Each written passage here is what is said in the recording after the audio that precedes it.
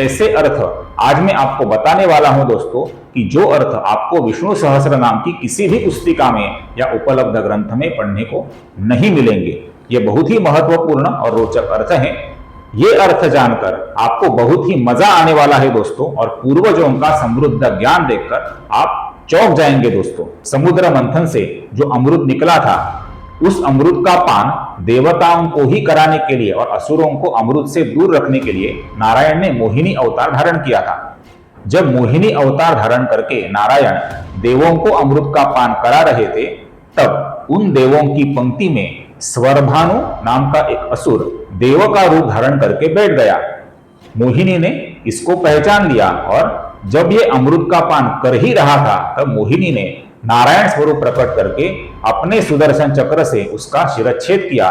कल्कि 2898 एडी नाम का एक चित्रपट हाल ही में प्रदर्शित हुआ था दोस्तों।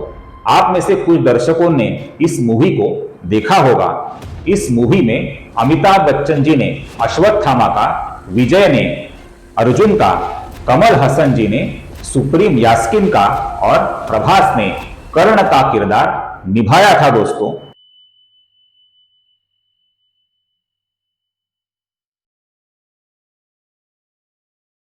नमस्कार दोस्तों, पिछले कुछ वीडियो के माध्यम से हम श्री विष्णु सहस्त्रनाम शुद्ध उच्चारण एवं संक्षिप्त हिंदी अर्थों का विचार कर रहे हैं। विष्णु सहस्त्रनाम कैसे पढ़ें, इसका हम इस मालिका से अध्ययन कर रहे हैं, और इस मालिका का आज का हमारा श्लोक क्रमांक 61 श्लोक 61 का वीडियो है।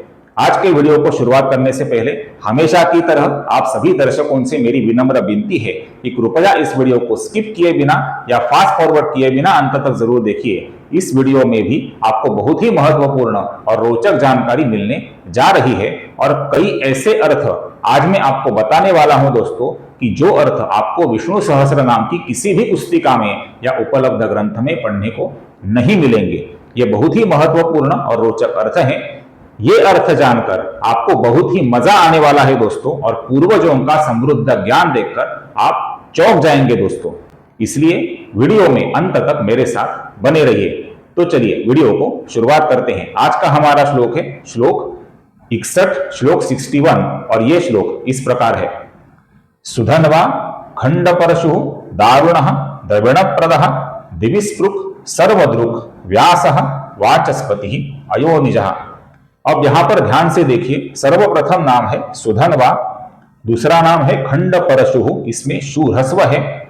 इसके विसर्ग का आगे द आने के कारण अपूर्ण र बना हुआ आपको दिख रहा है। तीसरा नाम है दारुण, जिसमें रू ह्रस्व है, और इसके विसर्ग का आगे द आने के पश्चात ओ बना हुआ आपको दिख रहा है। फिर नाम है द्रविण प्रदः, जिसमें वी ह्रस्व है। आगे की पंक्ति में पहला नाम है दोस्तों दिविस्पृक्। यहाँ पे जो अंतिम क है ये अपूर्ण क है, इसमें कोई भी परिवर्तन नहीं होता है क्योंकि आगे स आया हुआ है।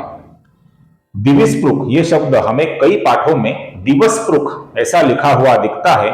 दोनों शब्द प्रयोग सही है दोस्तों। यहां पर मैंने गीता प्रेस गोरखपुर द्वारा प्रकाशित जो महाभारत की उपलब्ध आवृत्ति है उसमें जैसा लिखा है वैसा यहां पर मैंने लिखा है दोस्तों, दिविस्पृक्। आगे का शब्द है, आगे का नाम है सर्वदृक्। इसका जो क है दोस्तों अपूर्ण क है, इसका आगे वो आने के पश्चात क ख ग घ म, इस पंक्ति का जो तीसरा अक्षर है ग, ये बना हुआ आपको दिख रहा है। अपूर्ण क का अपूर्ण ग बना हुआ आपको दिख रहा है। सर्वदृक् का बनता है सर्वदृग ग, सर्वदृग। फिर तीसरा नाम है व्यासः, जिसके विसर्ग का आगे वो आने के पश्चात ओ बना हुआ है।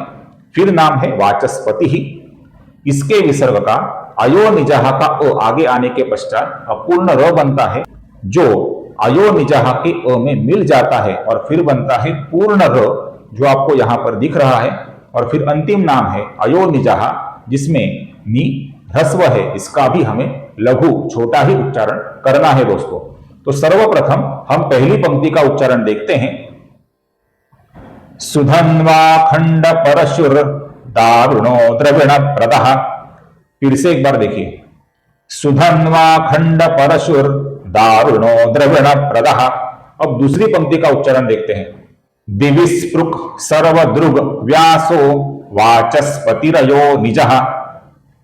फिर से एक बार देखिए, दिविस्पृक् सर्वदृग व्यासो वाचस्पतिरयो निजः। अब संपूर्ण श्लोक का उच्चारण एक बार देखते हैं दोस्तों।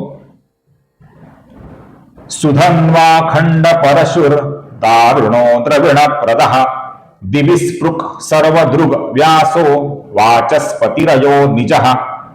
फिर से एक बार देखिए। सुधन्वा खंड परशुर दारुणो द्रविण प्रदः दिविस्पृक् सर्वदृग व्यासो वाचस्पतिरयो निजः। क्लियर दोस्तों, आप जितना मेरे वीडियो को लगातार देखेंगे उतना वीडियो का जो एवरेज व्यू ड्यूरेशन होता है ये बढ़ पाता है, जिससे YouTube का जो एल्गोरिदम होता है दोस्तों उसे नए विष्णु भक्तों तक, नए व्यूअर्स तक इस वीडियो को पहुंचाने में सहायता मिलती है। इसलिए जितना हो सके उतना मेरे वीडियो को लगातार देखिए और मेरे साथ वीडियो में अंत तक बने रहिए। दोस्तों, आप में से कुछ दर्शक ऐसे हैं जो मेरे वीडियोस को रेगुलरली बहुत ही ध्यान से देखते हैं, मेरी बातें भी ध्यान से सुनते हैं, किंतु अंत में सब्सक्राइब करना भूल जाते हैं। दोस्तों, आप मुझे अभी देख रहे हैं, उसके नीचे सब्सक्राइब का बटन है, उसके आगे बेल आइकॉन है। दोनों बटन्स को दबाने के लिए आपको 1 या 2 सेकंड से ज्यादा समय नहीं लगेगा, किंतु आपकी इस कृति से मुझे बहुत ही पॉजिटिव एनर्जी मिलेगी और इस प्रकार के अभ्यासपूर्ण वीडियो आगे भी लेकर आने के लिए मुझे प्रोत्साहन मिलेगा। इसलिए ध्यान से सब्सक्राइब का बटन दबाइए और आगे का बेल आइकॉन भी ध्यान से प्रेस कीजिए दोस्तों। धन्यवाद। अब हम इन नामों के हिंदी अर्थों का संक्षेप में विचार करते हैं। सर्वप्रथम जो प्रचलित अर्थ हैं ये अर्थ मैं आपको बता देता हूं। तो सर्वप्रथम नाम है सुधन्वा। कल्कि 2898 AD नाम का एक चित्रपट हाल ही में प्रदर्शित हुआ था दोस्तों। आप में से कुछ दर्शकों ने इस मूवी को देखा होगा। इस मूवी में अमिताभ बच्चन जी ने अश्वत्थामा का, विजय ने अर्जुन का, कमल हसन जी ने सुप्रीम यास्किन का और प्रभास ने कर्ण का किरदार निभाया था दोस्तों। इस मूवी में अर्जुन का किरदार निभाने वाले विजय ने और सुप्रीम यास्किन का किरदार निभाने वाले कमल हसन जी ने अर्जुन के गांडीव धनुष्य को उठाया हुआ दिखाया गया है। प्रभास ने, जिसने कर्ण का किरदार निभाया है, उसने कर्ण के विजय धनुष्य को उठाया हुआ दिखाया है। इस प्रकार के बड़े बड़े भारी धनुष अपने हाथों में उठाकर उन पे कुशलता से शरसंधान करने वाले जो भी बड़े बड़े योद्धा महाभारत के काल में थे दोस्तों, इन सभी को श्रीहरि विष्णु का ही स्वरूप मानते हुए कहा जाता था सुधन्वा, उत्तम धनुषों को धारण करने वाले बड़े योद्धा। इसी प्रकार धनुर्विद्या के जनक शिवशंकर महादेव, शारंग धनुष्य धारण करने वाले नारायण श्रीहरि विष्णु और इसी प्रकार के बड़े बड़े धनुष्य धारण करने वाले जो अन्य भी योद्धा थे दोस्तों, इन सभी को नारायण का ही स्वरूप मानते हुए कहा जाता है सुधन्वा। आगे का नाम है खंड परशु। ये नाम परशुराम अवतार के लिए है, जो अपने शत्रुओं को खंड खंड कर देते थे, जो श्रीहरि विष्णु के अवतार थे। आगे का नाम है दारुणः। अपने शत्रुओं के लिए अत्यंत भयंकर होने के कारण नारायण को कहा जाता है दारुणः। धनदाता होने के कारण नारायण को कहा जाता है द्रविण प्रदः। स्वर्ग का स्पर्श करने वाले और स्वर्ग के आधार होने के कारण देवों के पक्षपाती नारायण श्रीहरि विष्णु को कहा जाता है दिविस्पृक्। विश्व में चारों ओर, सभी ओर नजर होने के कारण परमात्मा स्वरूप नारायण को कहा जाता है सर्वदृक्। वेदों की, शास्त्रों की और पुराणों की पुनर्रचना करने वाले जो कृष्ण द्वैपायन व्यास थे, उनको भी नारायण का ही अवतार माना गया है। इस अर्थ से यह नाम है व्यासः। देवों के जो गुरु है दोस्तों बृहस्पति, इनको कहा जाता है वाचस्पति। इन्हें भी नारायण का ही स्वरूप माना जाता है। और अंतिम नाम है अयोनिजः। परमात्मा स्वरूप में नारायण कभी भी स्त्री के जनन मार्ग से जन्म नहीं लेते, इसलिए परमात्मा नारायण को कहा जाता है अयोनिजः। ये सभी जो अर्थ मैंने आपको बताए दोस्तों, ये सभी अर्थ प्रचलित हैं। ये अर्थ आपको विष्णु सहस्त्र नाम की पुस्तिकाओं में, ग्रंथों में पढ़ने को मिल जाएंगे। किंतु मैंने अपने संशोधन से कुछ अलग ही और रोचक अर्थों का आकलन किया है, जो मैं आपको बताने जा रहा हूं। किधर भी मत जाइए दोस्तों, आपको मजा आने वाला है। तो सर्वप्रथम नाम है दोस्तों सुधन्वा। इसका बहुत ही रोचक अर्थ है, जो सूखी जमीन होती है ना दोस्तों, जो सूखी बंजर जमीन होती है जिसमें फसल नहीं उगती, इस जमीन को उपजाऊ बनाने वाली बारिश होती है। आप सभी जानते हैं लेकिन इस बारिश को नियंत्रित करने वाले 3 प्रमुख ग्रह है दोस्तों। इनको कहा जाता है सुधनवा। सूखी बंजर जमीन को बारिश प्रदान करके उपजाऊ बनाने वाले जो ग्रह हैं उन्हें श्री हरि विष्णु का स्वरूप माना गया है। इस अर्थ से यह नाम है सुधनवा। ये ग्रह कौन से हैं दोस्तों? ये 3 ग्रह है। एक है चंद्र, दूसरे है बुध और तीसरा ग्रह है शुक्र। इसमें से जो चंद्र है इन्हें विज्ञान की दृष्टि से उपग्रह माना जाता है, किंतु आध्यात्मिक नजर से चंद्र को भी नवग्रहों में ही समाविष्ट किया गया है। चंद्र, बुध और शुक्र ये जो 3 ग्रह है दोस्तों, इनके लिए यह नाम है सुधनवा। चंद्रमा अर्थात मून जल तत्व का कारक है। बादल, नमी, ज्वार भाटा ये सब उसी के नियंत्रण में माने जाते हैं। इसलिए वर्षा की संभावना में चंद्र का योगदान सबसे ज्यादा होता है। शुक्र अर्थात वीनस ये नमी, सौम्यता और वर्षा देने वाला ग्रह माना जाता है। जब शुक्र मजबूत होता है तो अच्छी और संतुलित वर्षा होती है। बुध अर्थात मर्क्यूरी बादलों के गठन और हवाओं में महत्वपूर्ण भूमिका निभाने वाला ग्रह है। इस प्रकार चंद्र, बुध और शुक्र इनके लिए यह नाम है सुधनवा। आगे का नाम है दोस्तों खंड परशु। क्या आप जानते हैं दोस्तों इसका क्या अर्थ होगा? आप चौंक जाएंगे दोस्तों। इसका अर्थ है राहु। जी हाँ दोस्तों, राहु और केतु ये ग्रह नहीं है, ये नवग्रहों में समाविष्ट अवश्य है, किंतु ये ग्रह नहीं है दोस्तों। ये ग्रहों के मिलने के स्थान होते हैं जिन्हें संपात बिंदु ऐसा भी कहा जाता है। पुराण कथाओं के अनुसार आप जानते हैं दोस्तों, समुद्र मंथन से जो अमृत निकला था, उस अमृत का पान देवताओं को ही कराने के लिए और असुरों को अमृत से दूर रखने के लिए नारायण ने मोहिनी अवतार धारण किया था। जब मोहिनी अवतार धारण करके नारायण देवों को अमृत का पान करा रहे थे, तब उन देवों की पंक्ति में स्वरभानु नाम का एक असुर देव का रूप धारण करके बैठ गया। मोहिनी ने इसको पहचान लिया और जब ये अमृत का पान कर ही रहा था, तब मोहिनी ने नारायण स्वरूप प्रकट करके अपने सुदर्शन चक्र से उसका शिरच्छेद किया। ये स्वरभानु का जो मस्तक था दोस्तों, इसका बन गया राहु और उसका जो शरीर था, बाकी का शरीर था, ये बन गया केतु। तो इस प्रकार जो स्वरभानु का मस्तक है राहु, इसका ही दूसरा नाम है दोस्तों खंड परशु, क्योंकि नारायण के सुदर्शन चक्र से शिरच्छेद होने के पश्चात राहु का स्वरभानु से जन्म हुआ था, शिर के रूप में जन्म हुआ था, इसलिए राहु को कहा जाता है खंड परशु। इसे भी नारायण का ही आविष्कार मान के, क्योंकि नारायण के ही सुदर्शन चक्र से स्वरभानु से राहु का शिर अलग अस्तित्व लेकर जन्मा था, इसलिए राहु को भी नारायण का स्वरूप मानते हुए यह नाम है खंड परशु। राहु को भी नवग्रहों में महत्वपूर्ण स्थान है, आप सभी जानते हैं। आगे का नाम है दारुणः। नवग्रहों में ऐसे कुछ ग्रह हैं जो भयंकर योद्धा का स्वरूप लेते हैं। ये ग्रह कौन से हैं दोस्तों? उनमें एक है मंगल ग्रह, दूसरा है शनि ग्रह शनिदेव, और तीसरा है यही स्वरभानु का शरीर, शिर विरहित शरीर अर्थात केतु। ये जो मंगल, शनि और केतु हैं, इनको भयंकर योद्धा होने के कारण और भयंकर दिखने वाले होने के कारण कहा गया है दोस्तों दारुणः। इनको भी परमात्मा नारायण का स्वरूप इस अर्थ से कहा जाता है दारुणः। आगे का नाम है द्रविण प्रदः। ये नाम किसके लिए होगा दोस्तों? सोचिए, नवग्रहों में एक ही तारा है दोस्तों। जी हां, अपने सूर्यदेव। सूर्यदेव की सूर्य नमस्कार इस स्वरूप में की गई उपासना साधक को उत्तम आरोग्य, उत्तम आयुष्य और विपुल धन प्रदान करती है, ऐसा शास्त्र विधान है।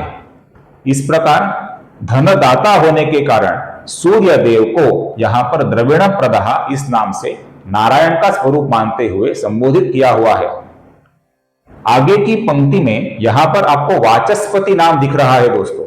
हमने देखा कि देवों के जो गुरु है बृहस्पति, इनको कहा जाता है वाचस्पति अर्थात वाणी के पति, अर्थात वाणी का तत्व, वाणी की शक्ति और वाणी का सत्य, इन पे जिनका प्रभुत्व होता है, स्वामित्व होता है, उन देवों के गुरु बृहस्पति को कहा जाता है वाचस्पति।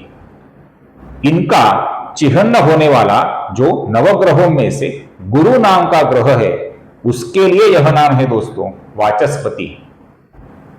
अब आप देखिए इस सरल दिखने वाले श्लोक में, एक ही श्लोक में नवग्रहों की वंदना करी गई है। ये आपको किसी भी पुस्तका में पढ़ने को नहीं मिलेगा, किसी भी ग्रंथ में पढ़ने को नहीं मिलेगा। ये बहुत ही रोचक ज्ञान है दोस्तों, इसे याद रखिए।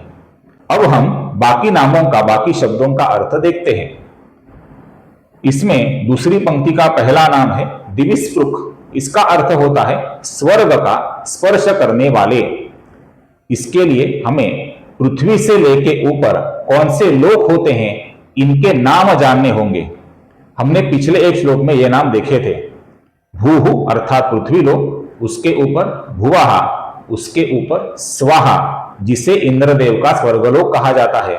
फिर है महाहा, फिर है जनाहा, फिर है तपाहा, फिर सत्यम, फिर ऋतम और फिर ब्रह्म। इस प्रकार के लोक होते हैं दोस्तों जो पृथ्वी और उससे ऊपर होते हैं। इसमें जो तीसरा लोक है इसे कहा जाता है स्वाहा। इसे ही कहा जाता है इंद्रदेव का स्वर्गलोक अर्थात दिव। दिव ये जो शब्द है दोस्तों, ये इंद्रदेव के स्वर्गलोक को दर्शाने वाला शब्द है। स्वर्ग का स्पर्श करने वाला कौन सा लोक है दोस्तों, अर्थात भूहु भुवाहा स्वाहा के ऊपर कौन सा लोक है, महालोक। आपको अगर याद होगा पिछले एक श्लोक में हमने महाहा इस लोक का विचार किया था। अपने ब्रह्मांड में जो सप्तर्षि है दोस्तों, सप्तर्षि नाम के बड़े बड़े 7 ऋषि हैं, इनको तारे का स्वरूप नारायण ने ही दिया हुआ है। ये जो बड़े बड़े ऋषि हैं ये महलोक में निवास करते हैं ऐसा माना जाता है, और इसलिए इंद्रदेव के स्वर्गलोक को वे स्पर्श करते हैं, क्योंकि वे जिधर रहते हैं उस महलोक के नीचे ही तो इंद्रदेव का स्वर्गलोक है। इसलिए स्वर्गलोक को स्पर्श करने वाले जो बड़े बड़े ऋषि हैं, जिनमें भृगु इत्यादि भी बड़े बड़े ऋषि आते हैं, हमने पिछले श्लोक में देखा है। और इन ऋषियों में सप्तर्षि अर्थात 7 ऋषि प्रमुख हैं, उनको नारायण का स्वरूप मानते हुए कहा जाता है दिविस्पृक। क्या आपको पता है दोस्तों कि सप्तर्षि कौन है? हमारे शास्त्रों के अनुसार सप्तर्षियों के 7 ऋषियों के नाम 2 प्रकार से बताए जाते हैं। कश्यप, अत्रि, वशिष्ठ, विश्वामित्र, गौतम, जमदग्नि और भारद्वाज, ये 7 ऋषि सप्तर्षि माने जाते हैं। दूसरे प्रकार में ऐसा कहा गया है मरीचि, क्रतु, वशिष्ठ, अत्रि, अंगिरा, पुलस्ती, पुलह, इनका ही एक कॉन्स्टेलेशन है अर्सा मेजर अर्थात सप्तर्षि मंडल। इसे नारायण का ही स्वरूप माना गया है। इस अर्थ से यह नाम है देवों के स्वर्गलोक का स्पर्श करने वाले महलोक निवासी 7 ऋषि सप्तर्षि अर्थात दिविस्पृक। आगे का नाम है दोस्तों सर्वद्रुक। इसका अर्थ है विश्व में चारों ओर जिनकी नजर हमेशा रहती है। ऐसे कौन है दोस्तों, सोचिए। देवर्षि नारद, आप जानते हैं देवर्षि नारद नारायण के परम भक्त माने जाते हैं और उनका पूरे विश्व में हमेशा संचार होता है। देवर्षि नारद ब्रह्मदेव के मानस पुत्र हैं। विश्व में चारों ओर जिनकी नजर होती है और जिनके पास विश्व की पूरी जानकारी हमेशा होती है, वे जो देवर्षि नारद हैं, उनके लिए यह नाम है दोस्तों सर्वद्रुक। तथा अपने जो सूर्य देव हैं उनको भी कहा जाता है विश्व में चारों ओर दृष्टि होने के कारण सर्वद्रुक। आगे का नाम है व्यासः। व्यास जी के 28 अवतार अब तक हो चुके हैं ऐसा माना जाता है। इनमें 28वां अवतार थे कृष्ण द्वैपायन व्यास, जिन्हें हम प्रायः व्यास इस नाम से जानते हैं, जो महाभारत के भी व्यास ऋषि थे। व्यास ऋषि वशिष्ठ ऋषि के पौत्र थे और पराशर ऋषि के पुत्र थे, और इनके पुत्र थे शुकाचार्य। व्यासो वशिष्ठ नप्तारम शक्ते पौत्रमकल्मषम पराशरात्मजो वंदे शुकतातंतपो निधिम। व्यासाय विष्णुरूपाय व्यासरूपाय विष्णवे नमो वै ब्रह्म निधये वासिष्ठाय नमो नमः। व्यास ऋषि ने ही जय नाम के ग्रंथ की रचना करी थी, जिसका वैशंपायन, सूत इत्यादि ऋषियों ने महाभारत बना दिया था दोस्तों। इस प्रकार व्यास ऋषि को नारायण का स्वरूप मानते हुए यह नाम है व्यासः। और अंतिम नाम है दोस्तों अयोनिजः। ये नाम किसके लिए हो सकता है दोस्तों? जिनका ब्रह्मदेव के मन से जन्म हुआ था। इसलिए जिनका जन्म स्त्री के जनन मार्ग से नहीं हुआ था, ऐसे जो 4 दिव्य बालक हैं, इनके लिए यह नाम है दोस्तों अयोनिजः। ये 4 दिव्य बालक कौन है दोस्तों?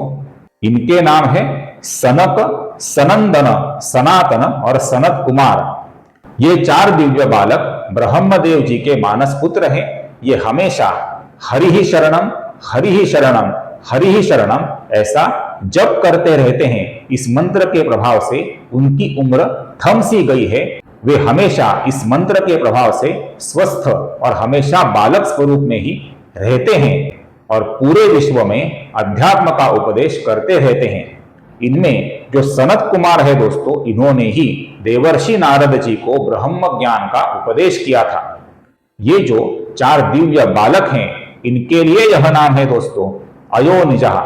तथा व्यास जी के जो पुत्र हैं शुकदेव या शुकाचार्य, शुकाचार्य का जन्म व्यास जी के शरीर से और उनके तेज से हुआ था। उनका जन्म माता के पेट से नहीं हुआ था, इसलिए शुकाचार्य को भी अयोनिज कहा जाता है। ये भी नारायण के ही स्वरूप हैं। और व्यास पुत्र शुकाचार्य का श्रीमद् भागवत महापुराण में बहुत ही महत्वपूर्ण योगदान है दोस्तों।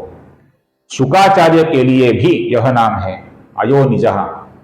आशा करता हूं मेरा ये विनम्र प्रयत्न आपको अच्छा लगे, ये जानकारी आपको अच्छी लगे। अगर ये वीडियो अच्छा लगे दोस्तों तो कृपया इस वीडियो को ज्यादा से ज्यादा हाइप, लाइक और शेयर, और मेरे चैनल को दोस्तों कृपया सब्सक्राइब करना न भूलें। फिर मिलेंगे अगले श्लोक के नारायण श्री हरि विष्णु के विभिन्न दिव्य नाम, उनके संक्षिप्त हिंदी अर्थ एवं शुद्ध उच्चारण के साथ। तब तक टेक केयर। जय श्री राम।